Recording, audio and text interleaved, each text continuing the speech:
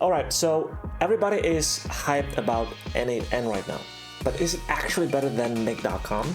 I've made thousands of dollars building automations for myself and my clients on Upwork using both platforms, and today I'm breaking down the exact pros and cons of Make.com versus N8N so you don't waste time on the wrong platform, or at least the nuances of using each platform. And if you're sitting there like, Michael, I don't even know what N8N or Make.com is, don't worry, I got you. I'll leave links down in the description so you can go check that out.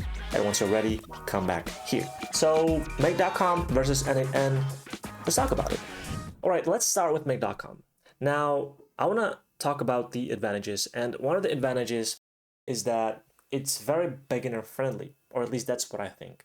Now, I'm saying that because Make.com has a lot more tools that you can use out of the box, right? It has Assembly AI, Canva, Instagram, and all the classic tools like Google Drive, Gmail, Trello, things like that. But if we open up N8N and let's, for instance, search for Instagram, right? We don't have any nodes for Instagram out of the box. We don't have Dialpad either. We don't have Canva, So there's a lot of tools that are missing in N8N. And if you want to build quickly, Make.com is just better because you can just click it, it's already there, and you just create a connection, and that's it, right? So that's advantage number one. It has more tools out of the box that you can just use immediately, all right? Now, I'm not saying that N8N cannot integrate with these tools, but to integrate with these tools, you would need to use the APIs and use HTTP request node, which is a bit more work, right? And if you're not that technical, this can be a bit daunting, a bit scary, right? Especially if you're working with clients, they just want the easiest solution that they can manage, they can understand. So that's why that's very good strength of Make.com. Now, another strength of Make.com is that the connections to these platforms, right? Setting up credentials to these third-party tools is very simple, right? So let's take Google Drive as an example. All right, so let's say I want to download a certain file, and before I do that, let's add a connection. So to add a connection, I can just add a connection, sign in with Google. It will redirect me to a login page. I select the account that I want, and I'm done. Basically, once I select it, the connection will be established, and I will be able to use this node in my automation.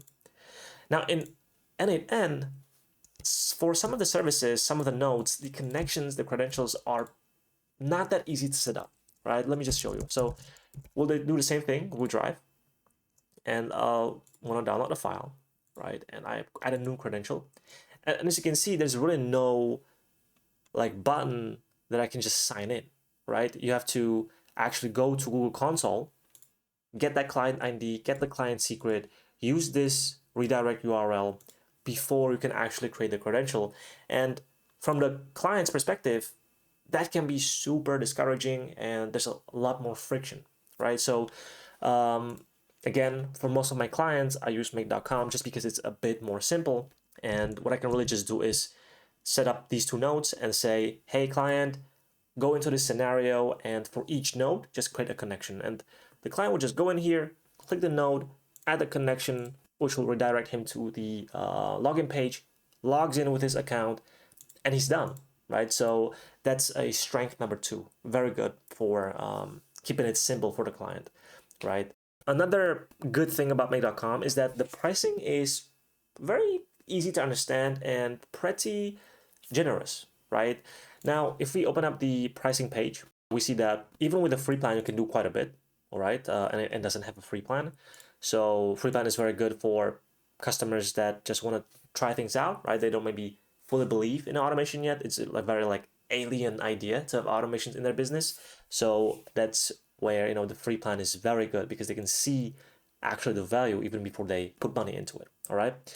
But for most of my clients, the core plan is more than enough. It has 10,000 operations, and the most important thing, unlimited active scenarios. All right. So I'm not gonna go into the different pricing model of both platforms, but what I want to say is that in the N8N cloud solution, if you're using N8N managed by N8N Cloud, the cheapest plan is the starter for 20 euros a month, which is fine. 2.5K workflows executions with unlimited steps. That's perfect, right? That's very, very good. But the bottleneck here is that it has only 5 active workflows, which is very limiting. All right. Now we can definitely just stack everything into 5 workflows because we can. But in terms of maintenance, right? Maybe readability for the client to actually manage and navigate through it, it's not that ideal, right? For a client, I want it to be as simple as possible when I hand over the project, and usually that requires segregating the logic so that into each different scenarios with distinct functionalities, so that the client can easily understand it and knows where to go if he wants to check some function out. And with just 5 workflows, it's not that easy to do that.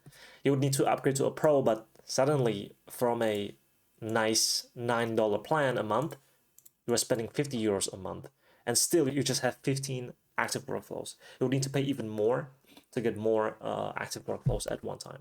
All right, so that's why I also like Make.com. It's just cheaper, and it's easier for the clients to just get the foot in, and once they see the potential of automation and they want to automate more complex projects, we can slowly maybe turn into N8N as well, right? All right, so those were the advantages. Those were the pros of Make.com. Let's talk about the cons, all right? And as any platform, as any tool, Make.com has tons of cons as well. So the number one thing is that even though we were talking about how cheap it is, it can be very pricey very quickly for more complex projects, for more complex flows and workflows, because it prices based on operation. And basically, an operation means that whenever a one node runs, so for instance, this workflow would take 2 operations because we have 1 and 2. But for certain workflows, we would have like 50, 100 of nodes, right? Right. For instance, for this node, for this big automation that basically uses PDF code to read through a PDF and extract data and then ingest the data into a Google Sheet. This takes a lot of operations, and it doesn't run just one time. It runs multiple times because if there's multiple documents in the queue, it just runs multiple times, and this can add up very quickly.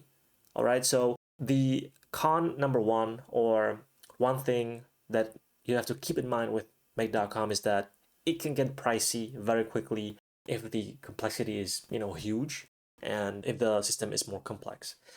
And that's why N8N is a better option when it comes to more complex workflows, when it comes to scalability, because it prices you based on workflow executions as opposed to per step or per operation, right? So you can have a workflow with thousands of operations, but you would just use 1 credit whenever that workflow runs. Right, and also it has self-hosting. You can self-host your N8N so that you have unlimited everything, right? You just pay for what you use. But it's a different topic that I don't want to get into right now. So another disadvantage, or another area that Make.com is lacking in, is custom code. Right now, if I want to have custom code, I can't really do that easily. I can use third-party tools like Zero Code Kit, where I can basically run code on their servers, but it's definitely not ideal. You would spend another more credits again, so that is definitely not good. Whereas N8N, we do have a code out of the box, right? You just have the code node where you can use JavaScript and Python inside of the workflow without spending any additional fees, which is super cool. So that's another one of the disadvantages of Make.com. And the last one that I want to mention with Make.com is the AI integration. You can easily integrate with Anthropic, Claude, right? You can use GPT as well in your workflows. But apart from chatting with the LLM, you can't really do much, nothing else, right? Or at least the integration with the AI, with for example, if you want to implement a rack system with Make.com, you can do that. It's still possible, but it's a bit more, let's say, harder, right? It's not that easy as with N8N, since they are more focused on the AI features, you have AI agents, you have RAG database nodes, right? You can easily embed, create embeddings, and just the overall building and maintenance of AI workflows is easier with N8N. That's at least what I find. All right, so what is the bottom line here? What are the final thoughts? Now, as you might already know, both tools are very good, all right? And both tools have their own strengths and weaknesses. Make.com is better for, or might be better for systems that are not that complex, might be better for clients that are not that technical, because as I mentioned, more tools out of the box, easier connection setup, things like that.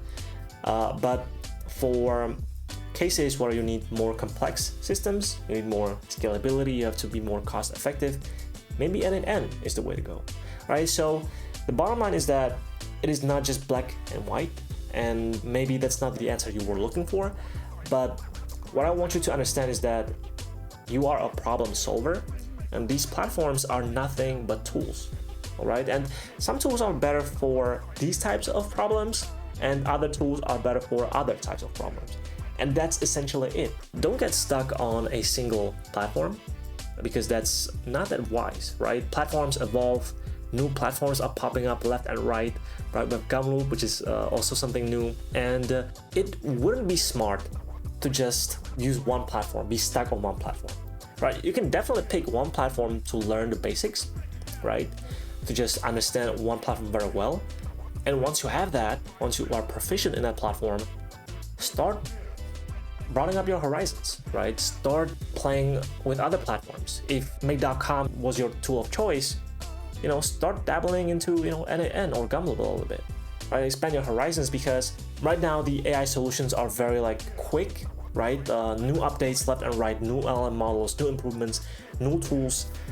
It would be dumb not to stay up to date and try other tools as well, right? So those were the last thoughts. So guys, don't be afraid to really try things out.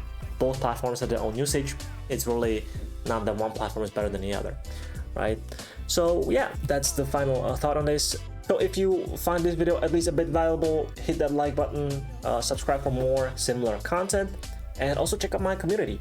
Right now I'm having it for free, just to test it out.